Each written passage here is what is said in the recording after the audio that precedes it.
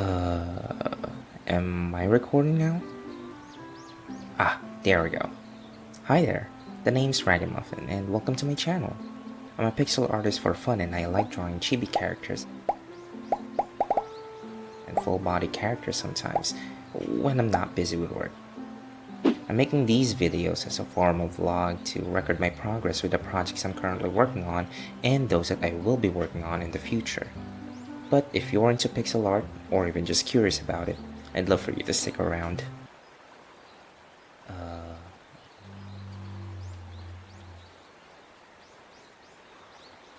Now, my approach to pixel art is a little different. I don't worry too much about sticking to traditional methods or keeping things perfectly clean. I like to experiment, make mistakes, and learn a thing or two along the way. Granted, I still do adhere to the fundamentals, such as with making proper curves in pixel art and basic anatomy concepts. So with that in mind, do I recommend my channel as a place to learn pixel art? Absolutely not. As mentioned, the contents here will serve more as video logs than actual tutorials, and more often than not I'd be doing things that's unconventional and not really good for those just starting to pick up the pixel pen. Oh, and one last thing before the video starts. This won't be a normal artwork time-lapse or speed art video, as I want to take my time, pause in places, and explain the organized chaos happening in my drawing process. If that sounds like your kind of vibe, or if you just want to see how someone else approaches pixel art, I hope you'll join me on this journey. Thanks for stopping by, and let's get started.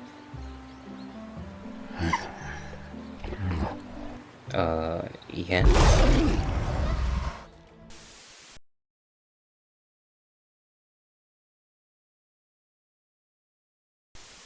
So, in today's video, I'll start the first of the many projects I have lined up for 2025. As you can see, I'm totally not a fan of Blue Archive or anything. And first on the list is the entry-level employee of the Problem Solver 68, the shy first-year Gehenna Academy student with a cripplingly low self-esteem. Give it up for IGUSA HARUKA.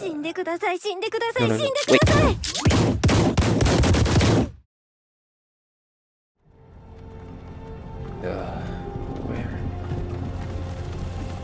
Where am I? Hey, you're finally awake. So to start off, let's create a new project file. I usually go for a 300 by 300 canvas. でもラガマフィンさん、300×300 のキャンバスに描かれたピクセルアートはピクセルアートと言えるのでしょうか?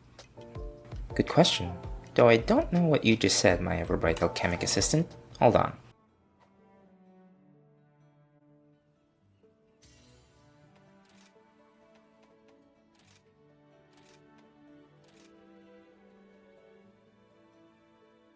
This is Mont Blanc, by the way. She's the very first pixel art OC that I made, and she'll be popping up here and there as she pleases. And apparently she asked if pixel art made in this relatively big canvas size I chose could still be considered pixel art. To which my answer would be yes. Yes, it can. Plus, if you think about it, every art is pixel art if you zoom in close enough. Don't quote me on that. But yeah, a 300 by 300 canvas size is just what I'm used to, so I normally just go for that. And hit OK. Where do I start drawing? Brainstorming session. Luckily we have this very powerful tool where you can chat with anime girls in real life, because you can't talk to actual girls in real life. もしかして悲しいんですか? No. 孤独な生活がようやく身に染みましたか? No. 慰めが必要ですか? No, I don't. I'm already having my feelings consoled by wow. I mean, at least you didn't say no.「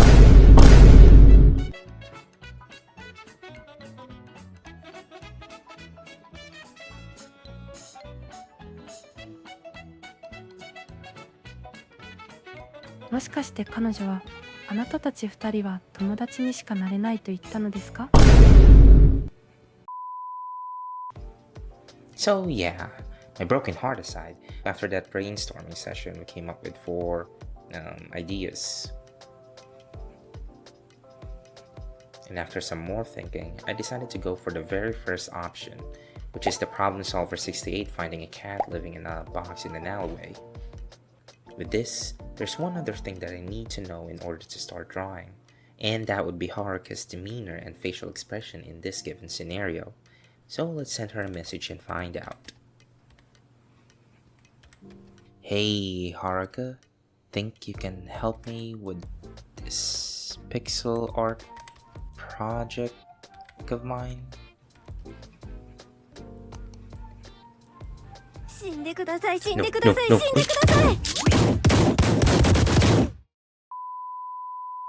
So I started off the project drawing the box for the canvas in a sort of isometric 45-degree angle, but I haven't drawn the cat yet here at this point in time.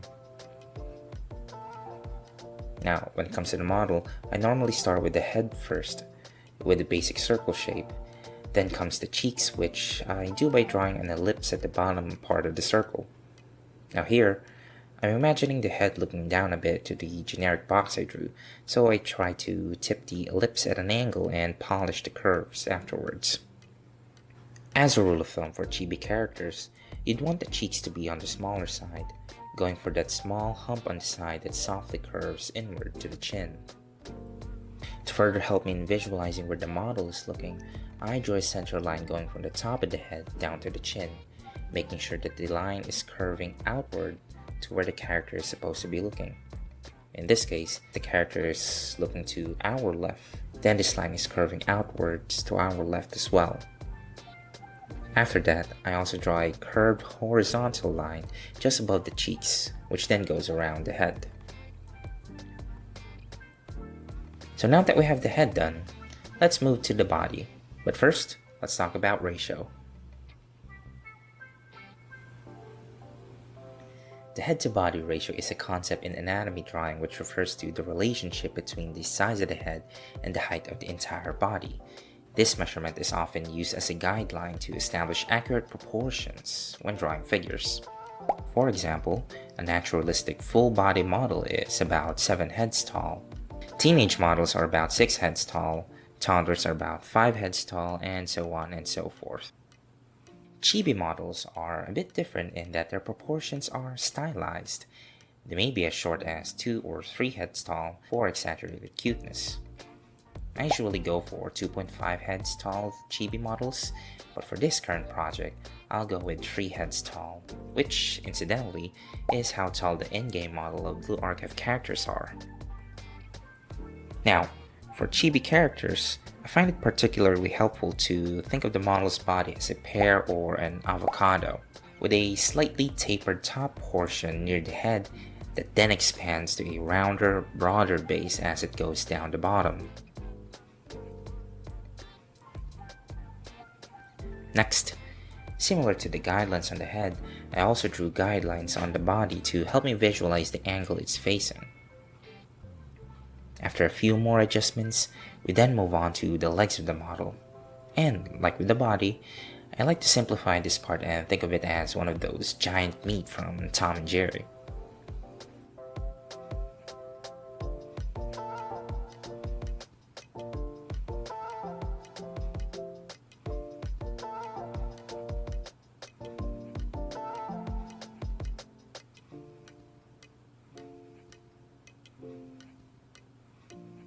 And after copy-pasting the leg at the front and making a few adjustments, the leg at the back is finished as well.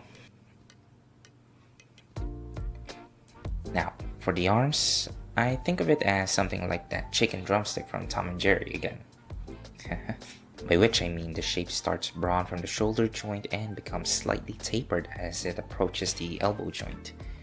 From the elbow joint to the wrist, the arm has a slight bottom curve and a subtle curve at the top. Here, I actually didn't draw the circle guide for the elbow joint thinking I could just eyeball the shape, which most definitely contributed to me having a hard time drawing this part. Not to mention the hands! The hand for the front arm was easy, but it's the other arm that gave me a bit of trouble that I had to activate my gamer posture for this part alone. それでも、あなたはその部分を描くのに苦労した。No, I didn't. What are you talking about?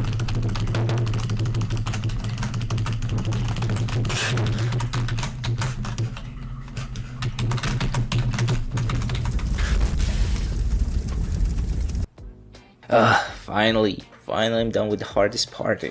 I mean, that was easy.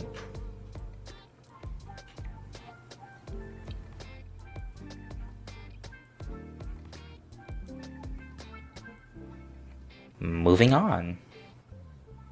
Now, after that, I then began filling in the outlines with the skin color I use, making sure to mark the fingers and the guiding curves on the arms and legs before I did, using a new layer with the blend mode set to multiply.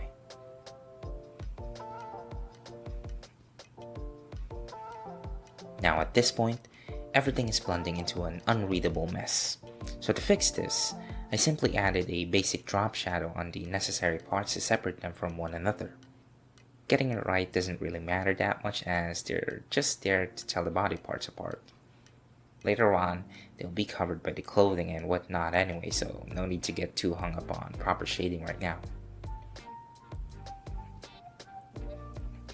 After that, I tried drawing a mock-up of the character's face. Nothing too detailed though. The face mock-up just serves as a placeholder for now and will guide me once I get to drawing the actual facial features.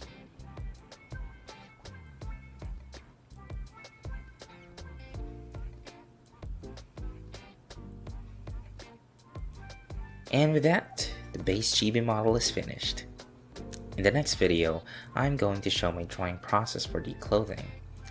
But that's it for me this time. I hope you have a wonderful day, and thanks for watching.